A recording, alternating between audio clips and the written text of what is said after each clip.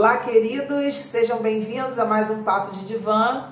Para aqueles que não me conhecem, eu sou Bianca Cirilo e hoje nós vamos conversar um pouco sobre algumas representações da mulher que a colocam como um alvo de rebaixamento, facilitando uma certa crença de que a mulher pode ser maltratada.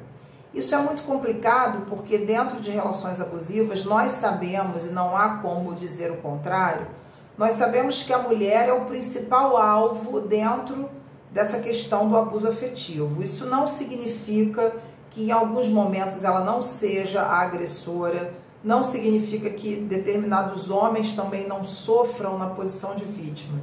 Mas o que a gente está falando aqui é que historicamente não há como negar que a mulher vem sendo colocada em vários contextos que a rebaixam e fazem com que isso ganhe uma espécie de justificativa para não só diminuí-la, como agredi-la. Eu vou trazer alguns contextos históricos para nós analisarmos e vocês pensarem, enquanto mulheres principalmente, ou que estejam sofrendo relações abusivas, para vocês terem elementos do quanto essas ideias, apesar de serem ideias antigas, de fazerem parte de contextos que são contextos históricos, filosóficos, o quanto essas ideias ainda parecem permear o imaginário feminino de muitas mulheres. Muitas mulheres ainda acreditam que devam ocupar um lugar menor, facilitando a investida, o assédio de muitos homens que se acreditam melhores do que as mulheres. Então vamos lá. Se nós pegarmos a partir do contexto mais antigo, os primeiros séculos antes de Cristo, nós vamos observar na filosofia toda uma discussão em torno da ética matrimonial. E isso é interessante, que essa discussão faz com que o casamento, naquele contexto, tivesse um lugar muito universal, um lugar muito vinculado a cumprir as determinações da natureza. A mulher, nesse contexto, aparece como uma figura de procriação. Ela contribui nessa relação dual com o homem e ela fica com uma sobrecarga muito grande de cumprir a função de procriadora para trazer uma espécie de honra matrimonial. Uma honra que com certeza era conferida ao homem e ela na condição de aquela que serve, tanto do ponto de vista da natureza quanto do ponto de vista de servir ao marido, ela fica reduzida à sua condição biológica. Muito bem, isso sumariamente. Num outro contexto, nós vamos observar, por exemplo, na mitologia grega, nós temos duas figuras que são figuras importantes para pensarmos esse atravessamento de ideias que ainda compõem o nosso imaginário feminino e o imaginário social em torno do que é ser mulher, que atrapalham essa expansão ou essa possibilidade de pensar a mulher num contexto mais independente, mais empoderado, que ainda traz um ranço de rebaixamento.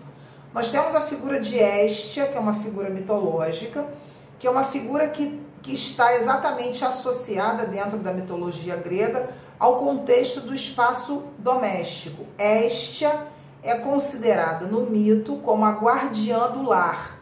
E essa questão de guardiã do lar é algo que vem sendo muito vinculado ainda à figura feminina, apesar da mulher hoje, na pós-modernidade, trabalhar, gerenciar a sua vida financeira, ter posições sociais que trazem uma autonomia, ainda se tem um ranço de acreditar que a mulher está atrelada ao espaço da casa, no sentido de ficar responsável por.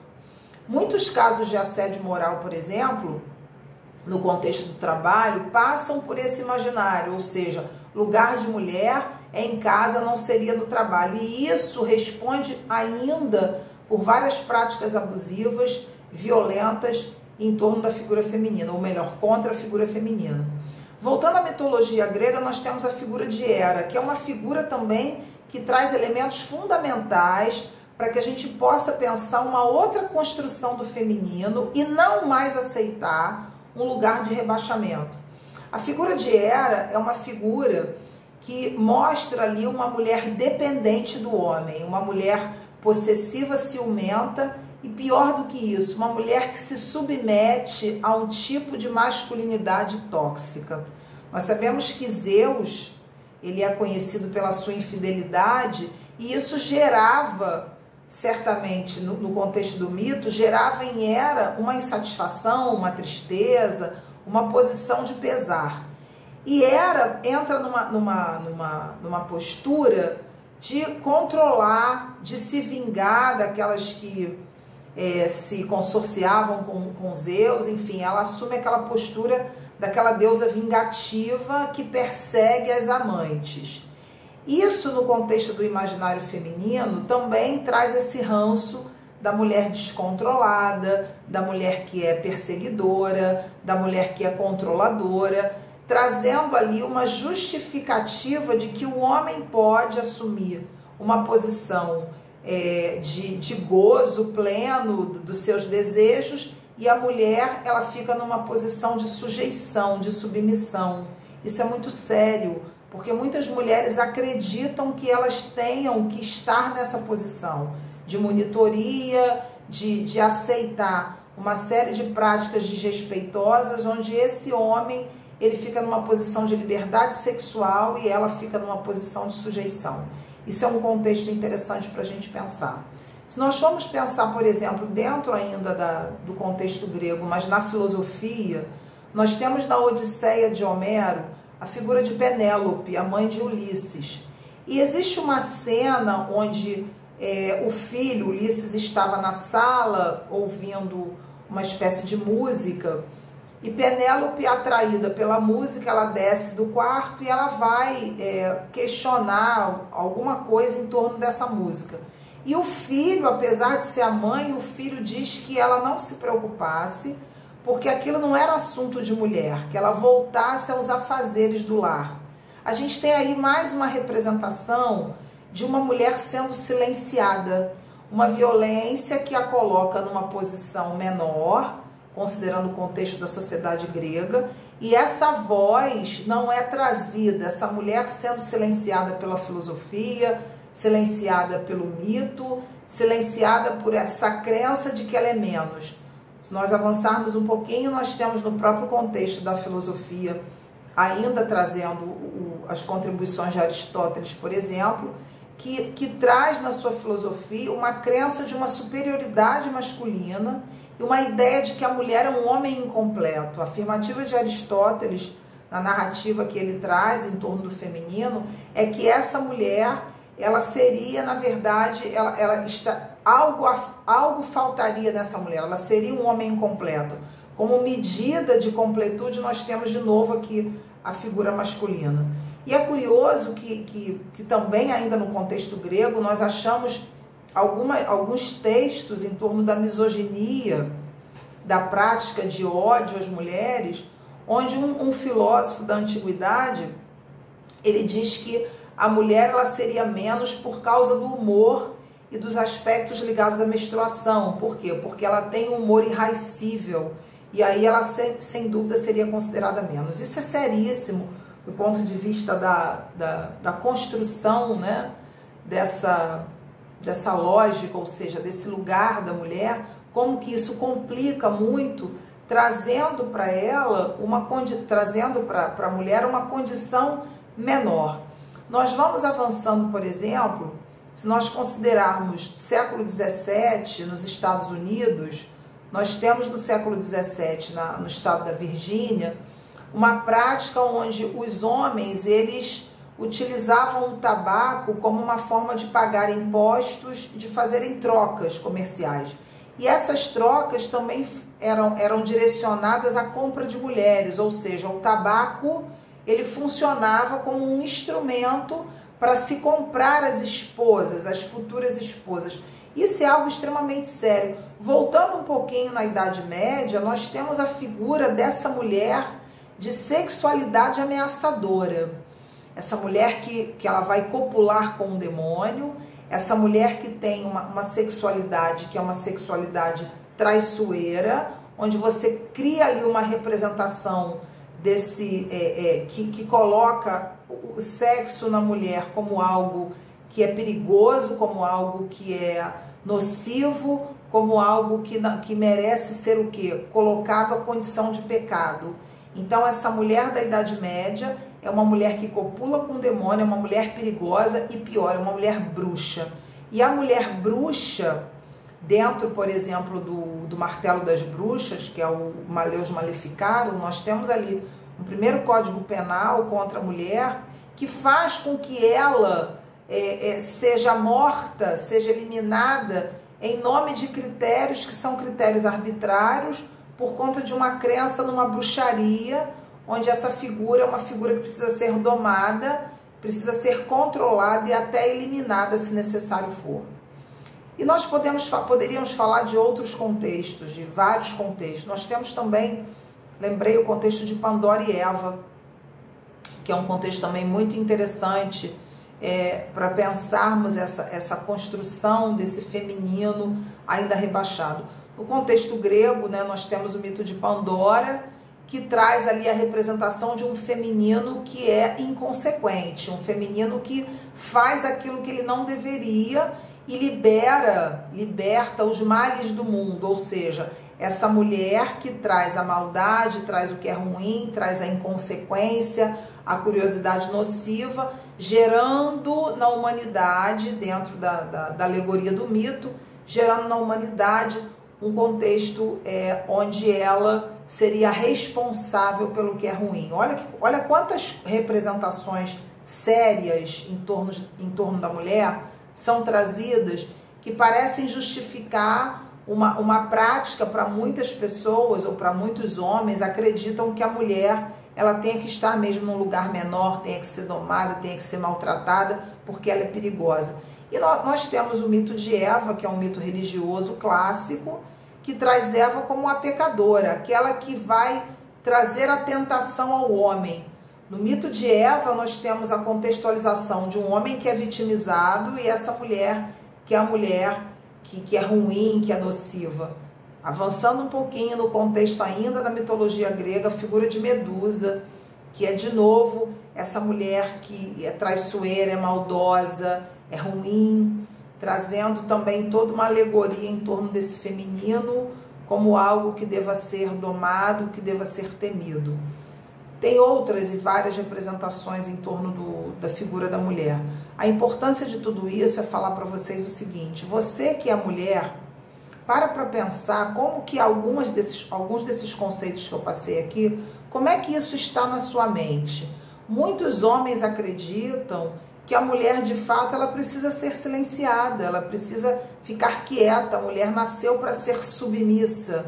Há mulheres que educam outras mulheres, considerando contextos históricos não muito antigos, início do século XX, essa ideia de que você precisa ser treinada para casar, essa ideia de que você precisa ser treinada para atender ao homem, essa ideia de que você precisa ser obediente. E essa obediência vem sendo naturalizada de uma maneira ou de outra. Há uma expectativa ainda em torno da obediência, mesmo se você é uma mulher empoderada. Existem homens que dizem que não são machistas e falam assim: ah, mas eu deixo a minha mulher trabalhar, como se isso tivesse que partir dele.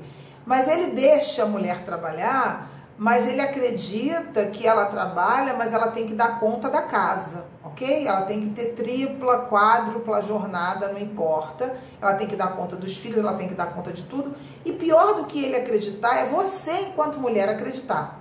Então, tudo isso que eu falei aqui, essas questões ligadas à representação, alguns aspectos apenas, de uma maneira sumária, são reflexões para a gente pensar. Que lugar você anda aceitando nesse jogo do abuso, que às vezes o homem não te bate, mas ele te bate psicologicamente. Ele acredita, ele cria uma expectativa de que você tem que atendê-lo. Você quer trabalhar, mas você tem que dar conta da casa. Ele fica na posição, que é a posição onde ele só trabalha, né? E ele precisa ser servido. Quantas mulheres que eu escuto, né? Mulheres que eu já atendi, mulheres que eu ainda atendo, quantas mulheres ainda acreditam que precisam estar nesse lugar? Pior do que essa violência que a gente está sofrendo é a violência que a gente consente dentro de nós. Então, assim, vamos parar para analisar Que tipo de imagem você que é mulher e é vítima de abuso está me ouvindo, e mesmo que você não seja vítima de abuso, que tipo de imagem você está acreditando que deva ser sua? Quando que você vai parar para pensar que um homem ou qualquer outra pessoa não pode ser a medida do seu valor? Quando a gente vê na história muitas mulheres sendo alvo de violência, isso não significa que nós estamos desconsiderando outras posições, né? Considerando que a mulher também possa estar na condição de agressora, como já falamos. A questão toda é nós pararmos para analisar que existem vários registros históricos de ideias, de arquétipos, ou seja, imagens, construções, conceitos em torno do feminino que estão sendo naturalizados e que contribuem para um rebaixamento. Hoje a luta contra a violência, dessa violência contra a mulher, precisa ser uma luta que começa dentro de cada mulher, no sentido de não aceitar mais reproduzir representações que a rebaixem, representações que a coloquem numa posição menor do que a posição que elas realmente possuem e ocupam. Nós, enquanto mulheres, precisamos lutar através de uma luta inteligente. E a luta inteligente representa dizer não dentro de si a qualquer naturalização de abuso. O abusador, dependendo do contexto de personalidade, né, do traço de personalidade, enfim, dessa estrutura, ele vai utilizar estratégias diferentes. Mas, independentemente da estratégia, o objetivo é sempre único. Ele é melhor do que você. Ele se acredita na posição daquele que pode mais do que você, que merece mais do que você, que precisa mais do que você. Então, é começar a observar o que nós mulheres precisamos fazer, cada uma de nós contribuir com a sua parte, para dizer não ao abuso, garantindo a autoproteção, se protegendo, a gente aprendendo a se proteger, buscando a proteção, buscando ajuda e principalmente revisitando as ideias que nós trazemos em torno do que é ser mulher, as ideias que trazemos em torno do feminino. A violência contra a mulher, ela acaba primeiro nessa negativa que nós vamos fazer a essa condição de rebaixamento que historicamente vamos reproduzindo, atravessando o nosso imaginário, atravessando o nosso inconsciente, para assumirmos uma outra posição, primeiro diante de nós, e estabelecermos outros vínculos sociais numa luta que precisa ser uma luta inteligente e uma luta firme, a negar dentro de si essa violência que às vezes você sofreu desde a infância, que às vezes você foi se acostumando a acreditar que o homem é melhor do que você. Nessa relação de gênero, ainda precisamos conquistar uma sociedade que traga exatamente uma relação de paridade, de companheirismo, uma relação onde haja troca e aprendizado mútuo.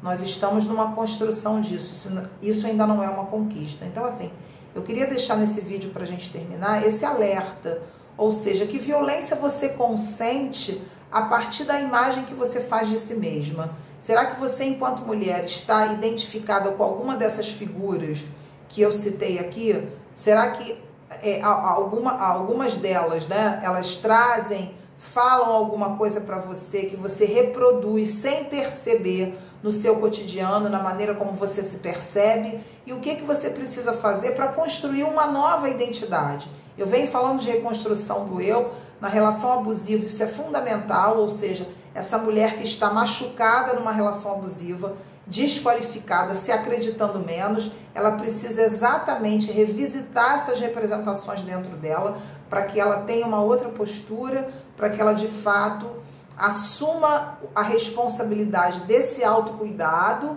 no sentido de se proteger, buscar ajuda e não mais ficar numa posição servil e obediente com relação ao seu parceiro, ok?